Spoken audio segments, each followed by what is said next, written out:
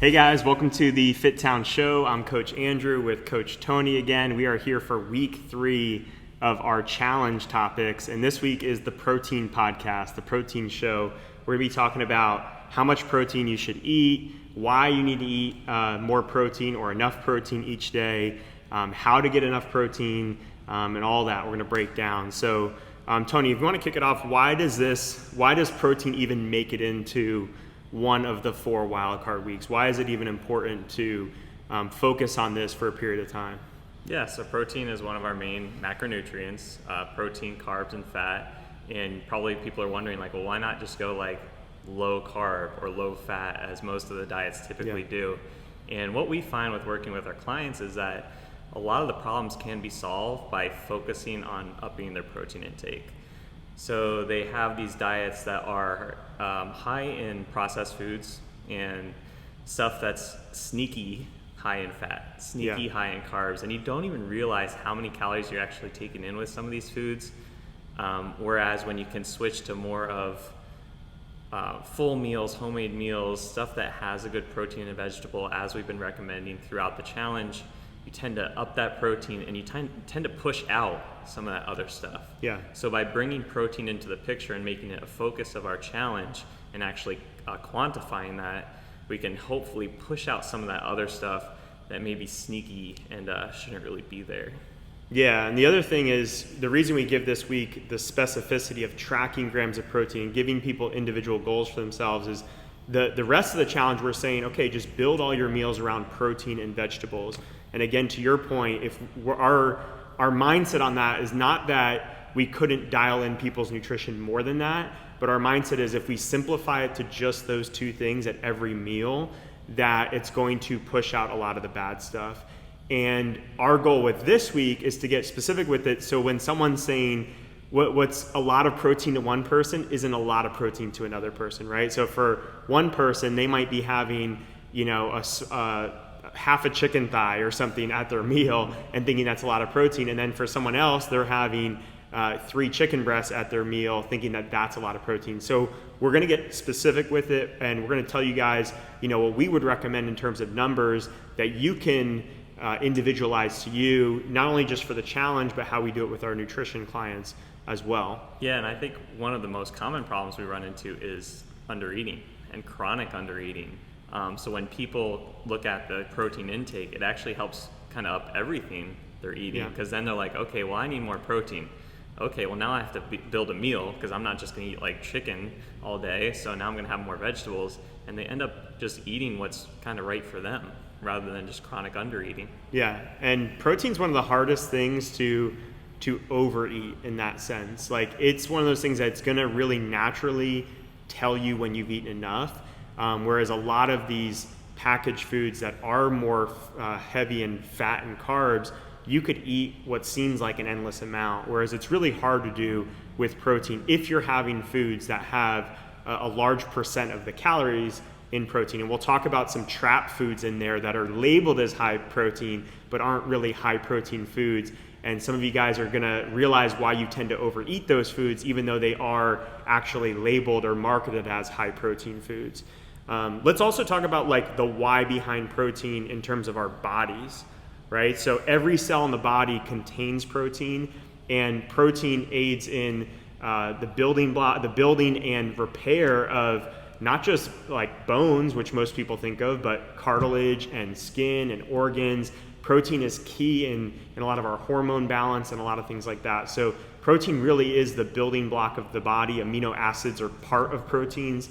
So hear that term thrown around a lot as well. And those really are the building blocks of a lot of our cells and structures within the body. Yeah, and collagen protein is kind of like a buzzy, like trendy new product that's out there. And I'm sure you guys have heard of it, heard your friends using it if you haven't used it yourself. And collagen protein has gotten popularity because people are seeing the difference in their skin. They're getting compliments from their hairdresser saying, "What are you doing different?" Yeah, gut health is another big one that people are taking collagen for. It's become it's kind of the next magic ingredient out there. And you say, well, is it the collagen or is it just the actual protein? You know, Yeah. just having those amino acids, those building blocks back into your diet, it could be a little bit of both. Yeah. So let's talk about how to set a goal for yourself in terms of grams of protein, what we're telling our nutrition challenge clients as well as our one-on-one nutrition clients that we work with. So for the challenge, we did an in-body test with everyone. If you've done an in-body test with us, you'll see this number at the top right of your page. And it's basically, is it listed as just like lean body mass, right? Okay, so lean body mass is how it's listed. And our goal for someone who's more performance or muscle gain focused is going to be 1 gram of protein per pound of lean body mass. So Tony and I are roughly, let's call it 190. Our lean body mass is roughly in like the 170 range. So our goal would be to hit 170 grams of protein per day, every single day. And we kind of set a lower tier, which could be 80% of that would be kind of a lower goal for us.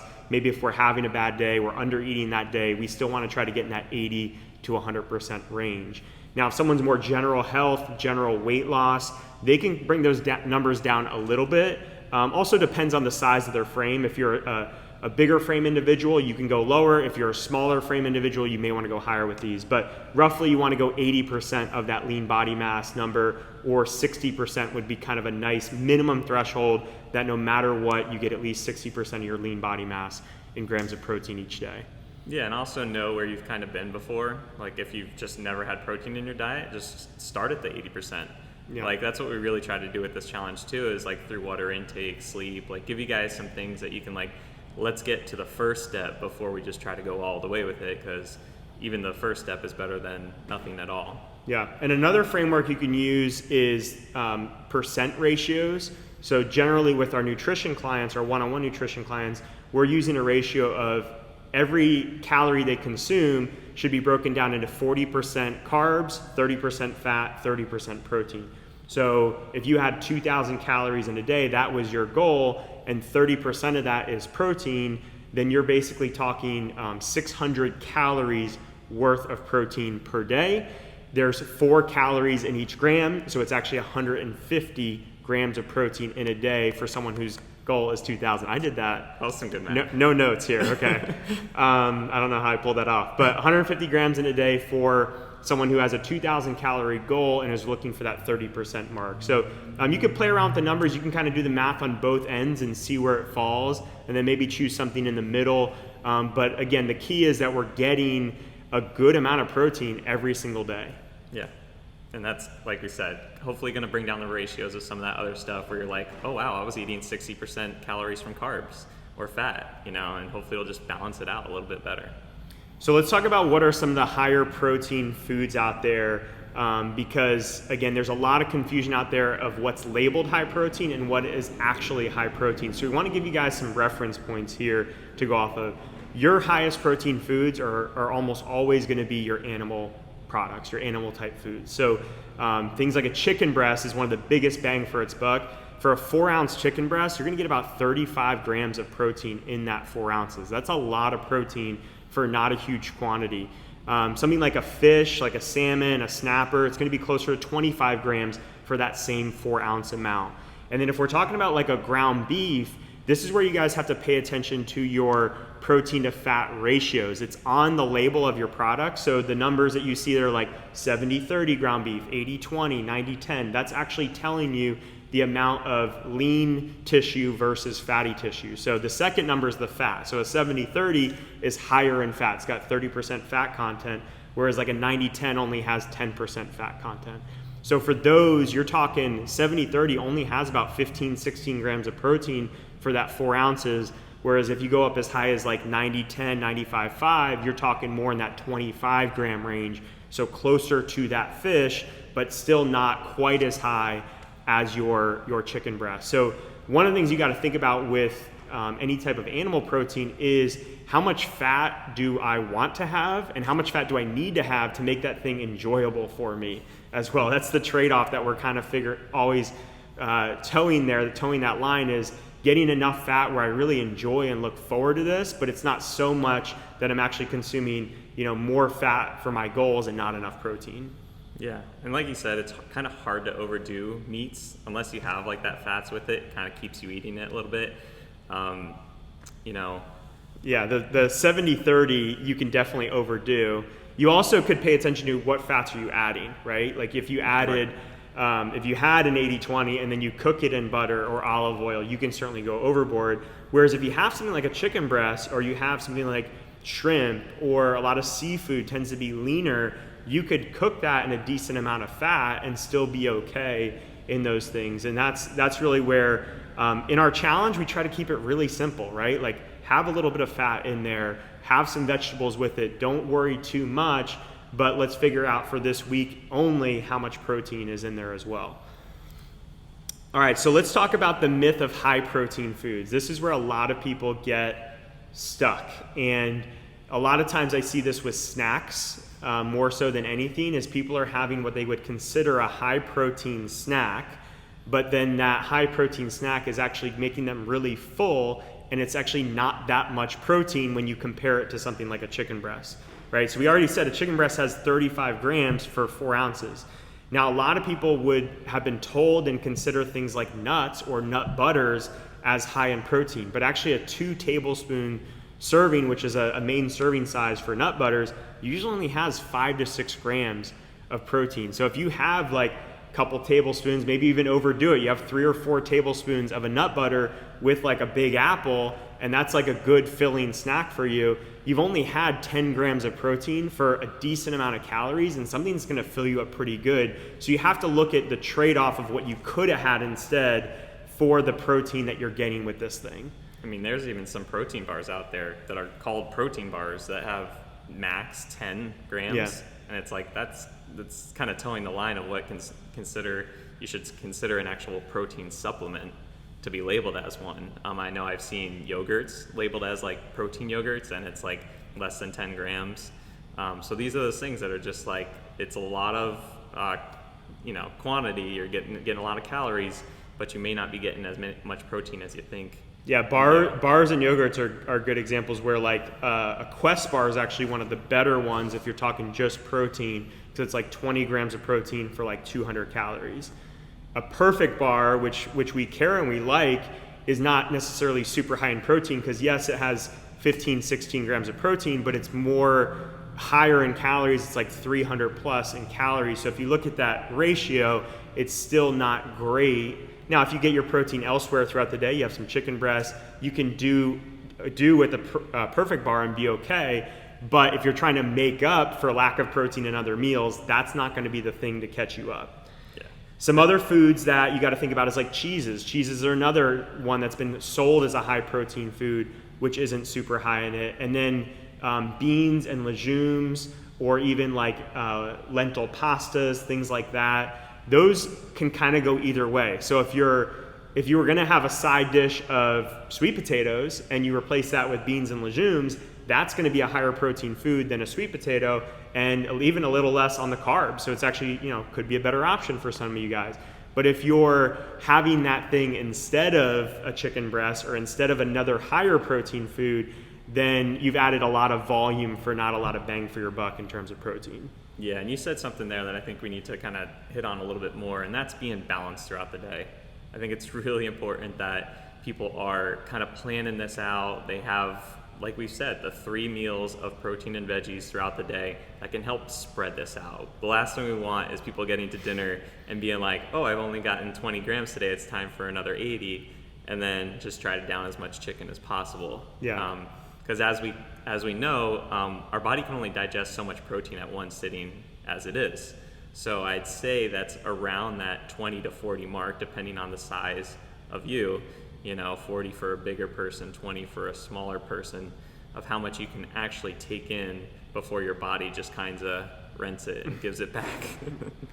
Yeah, so let's talk about powders versus protein bars, because this is another one where I think people put that in the same category, whereas I see a big difference with that. So again, the bar, it's going to depend on the brand you get.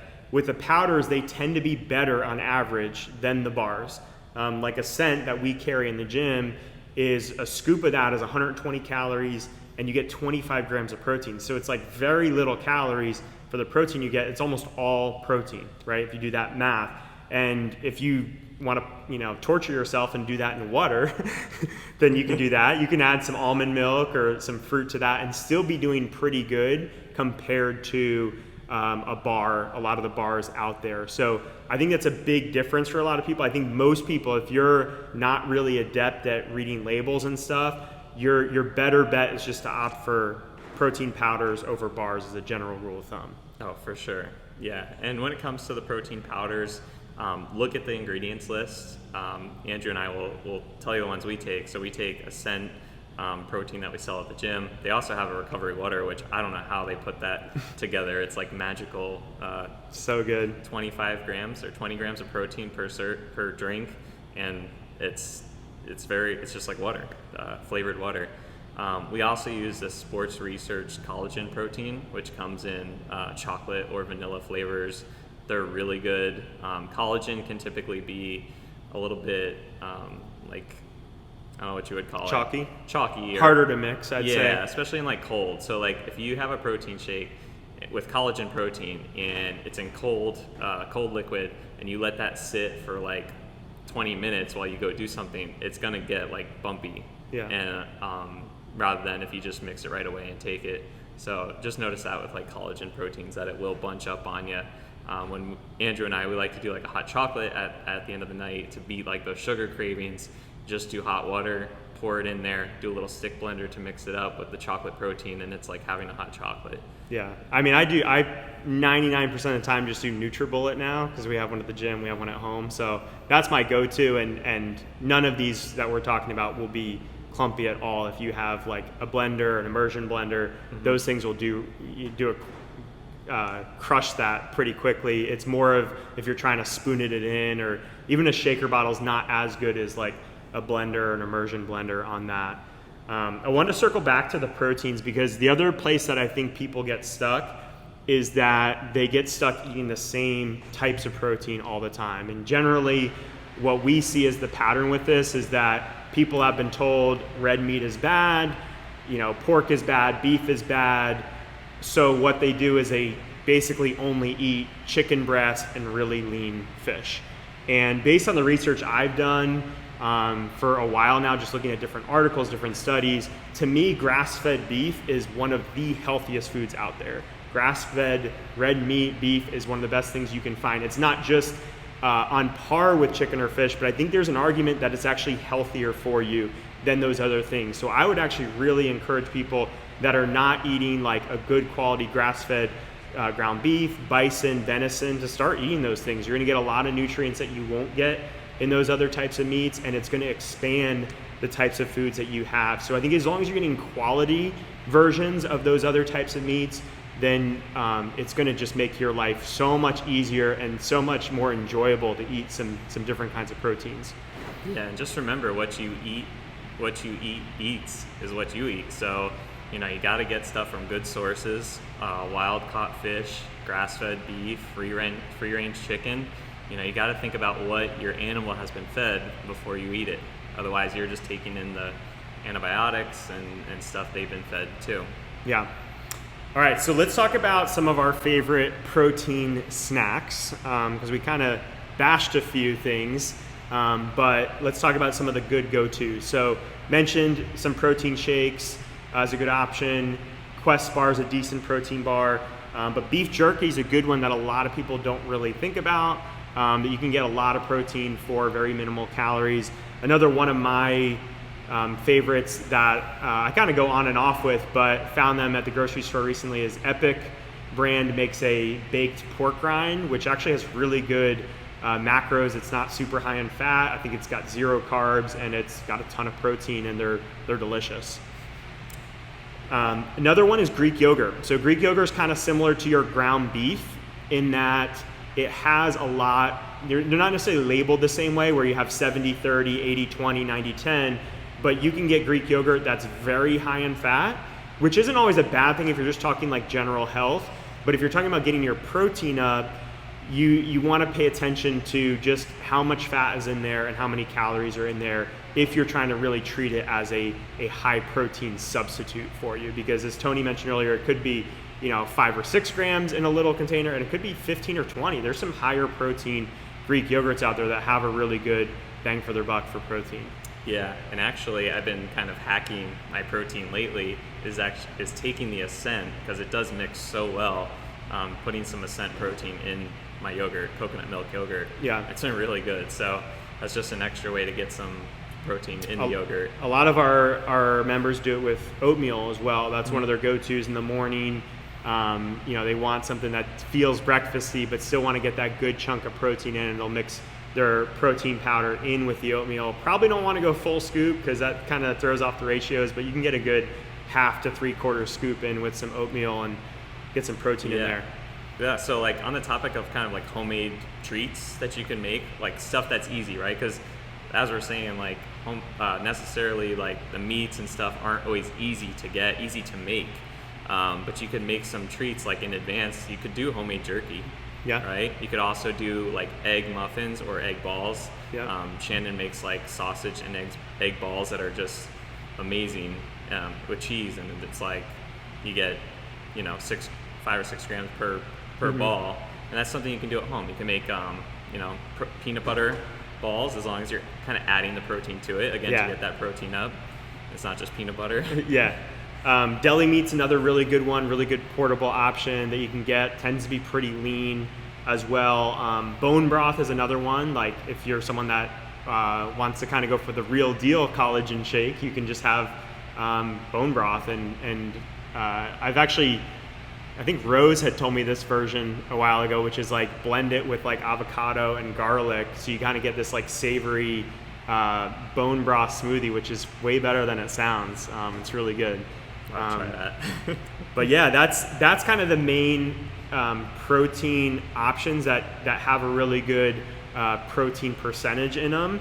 And my biggest tip for that is just don't take the label at face value. Like actually turn around the label, read the nutrition facts, see what the serving size is, see how much protein you're getting per serving, and how that stacks up against the calories and the fat that are there. It doesn't have to be perfect, but you're gonna see, if you just start to pay attention, you're gonna start to see where things become very obvious to you and glaring of like, oh wow, this is like very high in calories, and it's not that high in protein, even though it says high protein at the front of the label. Cool, do you have anything else to add? Yeah, just one more thing.